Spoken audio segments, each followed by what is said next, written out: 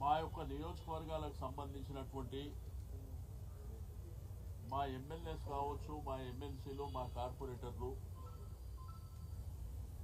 సరే ఒక సంవత్సరం వరకు ఈ ప్రభుత్వం కొత్త వచ్చింది కాబట్టి మా దగ్గర ఏం వర్కులు టేకప్ చేయకుండా కానీ ప్రజల నుంచి ఎంత ఒత్తిడి ఉన్నా కానీ ఓపికతో ఉన్నటువంటిది మీకు అందరికీ తెలిసిందే.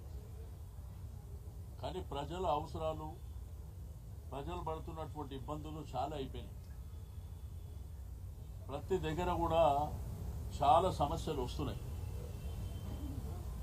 ఒకటి రోడ్ కనెక్టివిటీ విషయంలో కానివ్వండి, వైకుంఠ ధామాలు కానివ్వండి, శానిటేషన్ వెహికల్స్ లేకపోవడం కానివ్వండి, గడిచిన 6 మాసాల నుంచి స్ట్రీట్ లైట్స్ మినిమం మెయింటెనెన్స్ లేకుండా ఇబ్బందులు పడుతున్నటువంటి అంశాలు కానివ్వండి, ఈ ముసారాబాద్కు సంబంధించి ఆ ఫ్లైఓవరు చాలా ప్రధానమైనటువంటిది. మీరందరూ చూసారు, చేనంబర్ దగ్గర వర్షాలలో ఆ ముసారాబాగు ఏదైతే అంబర్పేట్ టువర్డ్స్ ముసారాబాగ్ దిల్సుఖ్నగర్ పోయేటువంటి ఆ యొక్క నాలా మునిగిపోయిన పరిస్థితిని మనం చూసినాం.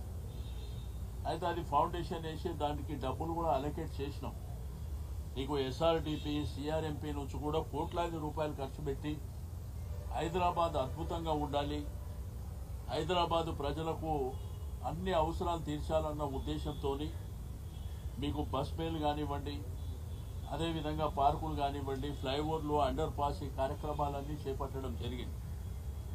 అయితే గడిచిన 1 year అయిపోయింది కాబట్టి ఇప్పుడు జోనల్ వారీగా తీసుకుంటే కూడా డబ్బులు అలొకేషన్ చాలా తక్కువ ఇస్తూ, దానివల్ల మాకేమో ఇబ్బందులు, ప్రెజర్స్ ఎక్కువైనాయి. కాబట్టి ఈరోజు మేమందరం కలిసి మున్సిపల్ కమిషనర్ గారికి 3 గంటలకు కలుస్తామని చెప్పి వారికి ఇన్ఫార్మ్ చేయడం జరిగింది. మేము అక్కడ కూర్చున్నప్పుడు మరి వారికి రిప్రజెంటేషన్ ఇవ్వడం, వారికి అన్ని విషయాలు చెప్పడం జరిగింది.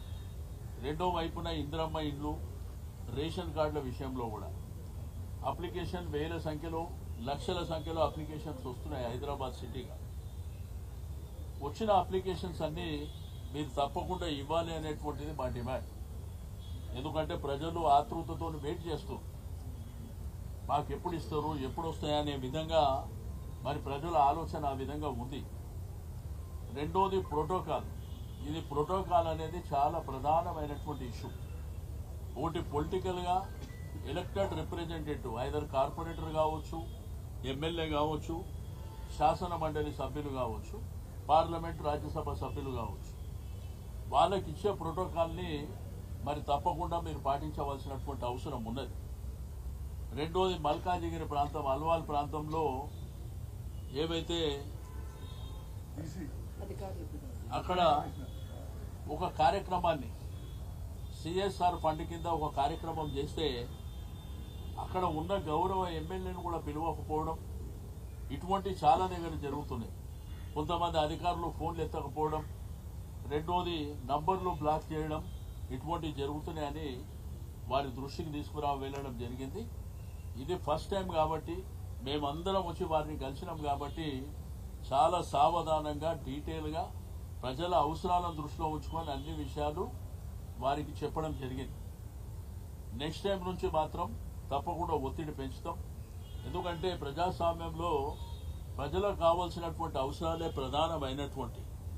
పేదవాళ్ళందరూ ఇబ్బందులు పడుకుంటూ, మరి ప్రజలందరూ ఇబ్బందులు పడుకుంటూ, మళ్ళీ ఇప్పుడు ఉన్నటువంటి బడ్జెట్ కూడా చాలా తగ్గిపోయి ఇబ్బందులు పడుతున్నటువంటి ఏవైతే వైకుంఠ ధామాలు ఉన్నాయి, ఆ రోజుల్లో శాంక్షన్ అయి డబ్బులు అలొకేట్ చేసినటువంటి 10%, 20% పని అయిన తర్వాత క్యాన్సిల్ చేయడం అనేది.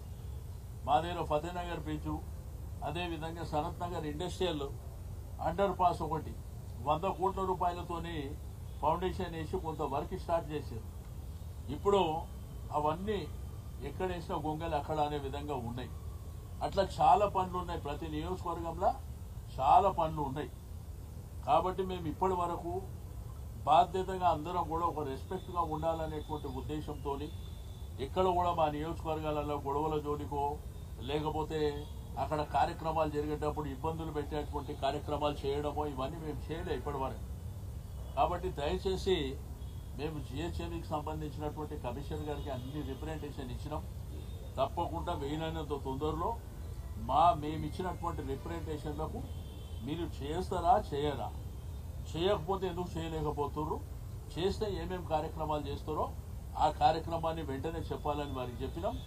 అదేవిధంగా మా కార్పొరేటర్లు మండే ట్యూస్డే ఈ 2 రోజులల్లా ఏదో ఒక రోజు వాళ్ళందరికీ టైం ఇవ్వమని చెప్పినాం. అదొకటి.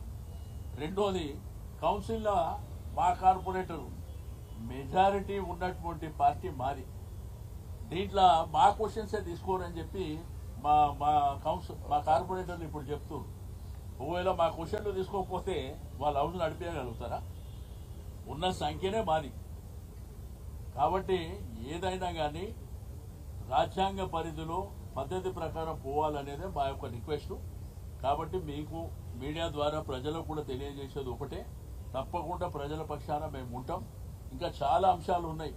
మా గౌరవ ఎమ్మెల్యేలు అందరూ కూడా మాట్లాడి, అందరూ కూడా వారి వారి నియోజకవర్గాలకు సంబంధించినటువంటి అంశాలు, జనరల్గా ఉన్నటువంటి అంశాలు కూడా మరి అందరూ మాట్లాడటం జరిగింది. కాబట్టి ఇది ఫస్ట్ టైం కాబట్టి మేము వచ్చింది రిప్రజెంటేషన్ ఇవ్వడానికి. కాబట్టి నెక్స్ట్ టైం వచ్చినప్పుడు మరి తప్పకుండా చాలా అంశాలు ఉన్నాయి. అవన్నీ డీటెయిల్గా ఒక్కొక్క నియోజకవర్గానికి సంబంధించి డీటెయిల్గా మాట్లాడి ఆ పనుల విషయంలో తప్పకుండా ఒత్తిడి పెంచుతాం.